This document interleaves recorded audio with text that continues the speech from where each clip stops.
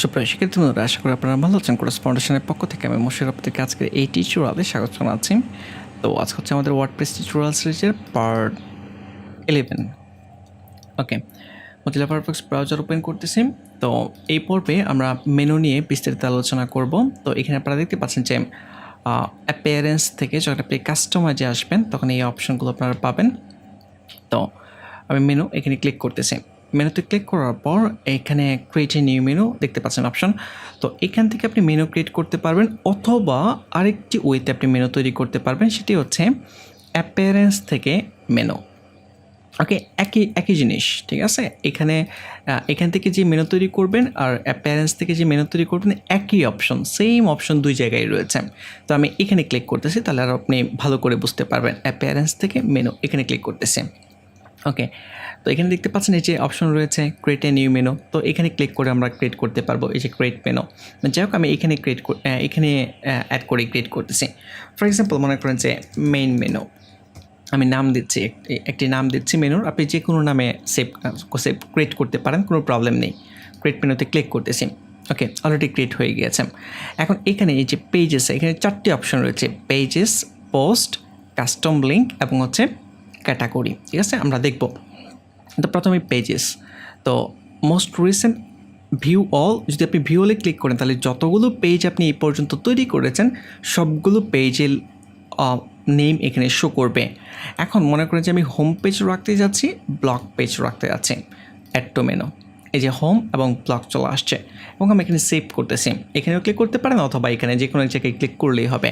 এখন আপনি যখন সাইটে ভিজিট করবেন কোথাও কিন্তু মেনু শো করতেছে না, আপনি এখান থেকে কিন্তু ব্লগ পেজে যেতে পারবেন না, ঠিক না? তো আমরা মেনু তৈরি করেছি, ঠিক আছে, বাট মেনুটা কোন জায়গায় শো করবে এটা আমরা এখনও বলে দিই নেই।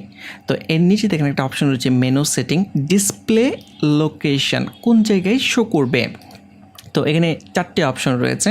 তো এখানে একটি অপশন রয়েছে প্রাইমারি, এই অপশনটি আমরা চুজ করব। আমি এখানে ক্লিক করতেছি, প্রাইমারি সিলেক্ট হয়ে গিয়েছে। দেন সেভ মেনুতে ক্লিক করব। সেভ মেনুতে ক্লিক করার পর এখন এখানে রিফ্রেশ করতেছি আবারও। দেখতে পাচ্ছেন যে হোম এবং ব্লগ চলে আসছে। যখন আমি ব্লগে ক্লিক করব এই যে ব্লগ পেজে চলে আসছি, যখন এই হোমে ক্লিক করব হোম পেজে চলে আসছে। আশা করি আপনারা বুঝতে পেরেছেন।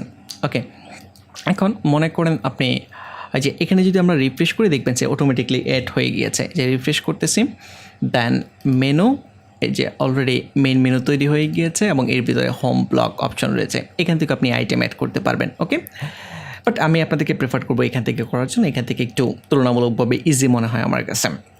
ওকে, তারপর তো আপনি টেস্ট পেজটিও যদি আপনি রাখতে চান অ্যাড টু মেনুতে ক্লিক করেন, এই যে চলে আসছে। এগুলো সব ড্রাগ অ্যান্ড ড্রপ করে আপনি উপরে নিচে করতে পারবেন। সে ক্লিক করে চেপে ধরে আপনি ব্লগটাকে প্রথমে রাখতে আছেন, এই যে উপরে চলে আসছে। টেস্টটাকে আপনি প্রথমে রাখতে আছেন, মানে দ্বিতীয়তে রাখতে আছেন। এই যে আমি ড্রাগ অ্যান্ড ড্রপ করে অ্যাড করে ফেলেছি। এখন যদি সেভ করি, সেভ করার পর দেন হচ্ছে যদি আপনি রিলোড দেন, দেন ব্লগ, টেস্ট, হোম। তো আপনি আপনার মতো করে যেখানে যেটা খুশি সেখানে আপনি রাখতে পারতেছেন, কোনো প্রবলেম কিন্তু নেই। ওকে, তারপর এখানে খেয়াল করেন যে কোর্স ফাউন্ডেশনে যেমন প্রি কোর্সের ভিতরে কিন্তু HTML ছিল, CSS ছিল, এগুলো হচ্ছে সাব মেনু, ঠিক না? তো এরকমভাবে আপনি যদি সাব মেনু তৈরি করতে চান, ফর এক্সাম্পল আমি চাচ্ছি যে এই ব্লগের সাব মেনু হবে হচ্ছে টেস্ট, তাহলে যেটা করতে হবে এখানে ক্লিক করে চেপে ধরে রেখে একটু ডান দিকে সরিয়ে দিতে হবে। এই যে সাব মেনু তৈরি হয়ে গেছে, সাব আইটেম। এখন আপনি সেভ মেনুতে ক্লিক করেন, সেভ মেনুতে ক্লিক করার পর দেন রিলোড করেন, এই যে হোম ব্লগে যখন আপনি মাউস নিয়ে যাবেন টেস্ট শো করতেছে, এভাবে নিচে নিচে এখানে শো করবে। ওকে, তারপর তো আশা করি আপনারা বুঝতে পেরেছেন যে এখান থেকে পেজ কীভাবে অ্যাড করবেন। তাহলে আমি পেজ মিনিমাইজ করে ফেলতেছি, দেন হচ্ছে পোস্ট। তো আপনি মেনুতে বিভিন্ন পোস্ট সরাসরি মেনুতে অ্যাড করতে পারবেন। ফর এক্সাম্পল ওয়েব ডিজাইন পরিচিতি, আমি এটা চেক করতেছি, অ্যাড টু মেনুতে ক্লিক করতেছি। এখন ওয়েব ডিজাইন পরিচিতি যে পোস্টটি রয়েছে, মানুষের এই লিঙ্কে ক্লিক করলে ডিরেক্টলি ওই পোস্টে চলে যাবে। সেভ মেনুতে ক্লিক করতেছি, দেন হচ্ছে এখানে রিলোড, এই যে ওয়েব ডিজাইন পরিচিতি চলে আসছে, আমি সেখানে ক্লিক করতেছি, এই যে ডিরেক্টলি ওয়েব ডিজাইন পরিচিতি পোস্টে কিন্তু আমি চলে আসছে। ওকে, এছাড়াও আপনি এটাকে যদি সাব আইটেম হিসেবে রাখতে চান রাখতে পারেন। এই যে ওয়েব ডিজাইন পরিচিতি আমি ড্রাগ অ্যান্ড ড্রপ করে অ্যাড করে দিলাম, তাহলে ব্লগের সাব আইটেম হচ্ছে ওয়েব ডিজাইন পরিচিতি। সেভ করতেছি, সেভ করার পর এখন রিলোড দিচ্ছে। ওকে, এখন এখানে না সে মনে করেন যে আমি আবারও মেইন পেজে যাচ্ছি, হোম পেজ, এই যে হোম, দেন ব্লগ, টেস্ট এবং হচ্ছে কি ওয়েব ডিজাইন পরিচিতি, দুইটা সাব আইটেম কিন্তু তৈরি হয়ে গিয়েছে। ওকে, তারপর এই টেকনিক এখন আপনি যদি চান যে টেস্টের সাব আইটেম হিসেবে ওয়েব ডিজাইন পরিচিত থাকবে সেটা আপনি করতে পারেন, কোনো প্রবলেম নেই। জাস্ট ক্লিক করে চেপে ধরে রেখে ডান দিকে ছেড়ে দেন। ওকে, এই যে এখন ব্লগের মেনু সাব মেনু হচ্ছে টেস্টের সাব আইটেম হচ্ছে ওয়েব ডিজাইন পরিচিতি। এবং আপনি যদি সেভ করেন, সেভ করার পর যদি এখানে রিলোড দেন, দেন ব্লগ, এই যে টেস্টের সাব আইটেম হচ্ছে ওয়েব ডিজাইন পরিচিতি, এখানে একটা হাইফেন চলে আসছে, এটা দিয়ে মিন করতেছে টেস্টের সাব আইটেম। ওকে, তারপর আমি সাব আইটেম হিসেবে রাখতে আছি না, এভাবেই রাখতে আছি। তো আশা করি আপনারা বুঝতে পেরেছেন যে পোস্ট যতগুলো পোস্ট রয়েছে ভিউ অল থেকে আপনি একটা করে ইচ্ছা করলে অ্যাড করে দিতে পারেন যেখানে যেটা প্রয়োজন। মিনিমাইজ করে রাখতেছি। তারপর কাস্টম লিঙ্কস। ওকে, এখন আপনি এখানে একটি কাস্টম লিঙ্ক রাখতে যাচ্ছেন, মনে করেন যে আপনার ফেসবুক প্রোফাইলের লিঙ্ক রাখতে যাচ্ছেন, যেখানে ক্লিক করলে ফেসবুকের প্রোফাইলে চলে যাবে। তো আমি এখানে ইউআরএল দিচ্ছি http://facebook.com/ মনে করেন যে আমার প্রোফাইল moshiur.MUNNA। ওকে, এখানে চলে যাবে। এখন লিঙ্কের টেক্সট এখানে আমি রাখলাম যে অ্যাপে add to menu, then save মেনুতে ক্লিক করার পর দেন হচ্ছে রিফ্রেশ, এই যে এখানে অ্যাপবি চলে আসছে। এখন যদি কেউ এখানে ক্লিক করে এটা কিন্তু facebook.com/ আমার যে প্রোফাইল ওখানে চলে যাবে। এই যে আমি ক্লিক করতেছি, আমার প্রোফাইলে কিন্তু অলরেডি চলে গিয়েছে। ওকে, যাই হোক আমি এটাকে ক্রস করে দিচ্ছি। এখন ক্রস করে দেওয়ার পর দেন হচ্ছে কাস্টম লিঙ্কস। আশা করি আপনারা বুঝতে পেরেছেন। এভাবে আপনার আরও যদি প্রয়োজন হয় আপনি একটা করে অ্যাড করতে পারেন। তারপর ক্যাটাগরিজ বলতে হচ্ছে যে আমরা যখন কোনো পোস্ট পাবলিশ করি অবশ্যই কিন্তু পোস্টগুলো কোনো না কোনো ক্যাটাগরির আন্ডারে থাকে। ওই ক্যাটাগরিগুলো আপনি ইচ্ছা করলে মেনুতে অ্যাড করতে পারবেন। আমি যদি ওয়েব ডিজাইন ক্যাটাগরি এখানে অ্যাড করে দেই এবং সেভ মেনুতে ক্লিক করি, এখন আপনি যদি আপনার ওয়েবসাইটে ভিজিট করেন, ভিজিট সাইট, দেন এই যে ওয়েব ডিজাইন চলে আসছে। এখন এখানে ক্লিক করলে ওয়েব ডিজাইন ক্যাটাগরির যত পোস্ট রয়েছে সব কিন্তু এখানে শো করবে। তো আশা করি আপনারা বুঝতে পেরেছেন যে পেজ, পোস্ট, কাস্টম লিঙ্কস ক্যাটাগরির মাধ্যমে কীভাবে একটি মেনু তৈরি করা যায়। ওকে, তারপর এখানে আরও কিছু অপশন রয়েছে। যে প্রথম যে অপশনটি রয়েছে যে automatically add new top level pages to this menu. যদি আপনি এটা চেক করে রাখেন তখন যেটা হবে, আচ্ছা আমি আনচেক করা অবস্থায় দেখাচ্ছি আগে কি হয়। মনে করেন আমি একটি পেজে যাচ্ছি, পেজে যাওয়ার পর এখানে অ্যাড নিউতে ক্লিক করতেছি। অ্যাড নিউতে ক্লিক করার পর এখানে একটি নতুন পেজ পাবলিশ করতেছি কন্ট্যাক্ট নামে এবং এখানে পাবলিশে ক্লিক করতেছি। আমি কিছুই রাখবো না, জাস্ট একটা পেজ পাবলিশ করলাম। এখন পেজ কিন্তু পাবলিশ হয়ে গিয়েছে। আমি যদি পেজে ক্লিক করি, এই যে কন্ট্যাক্ট অলরেডি পাবলিশড হয়ে গিয়েছে।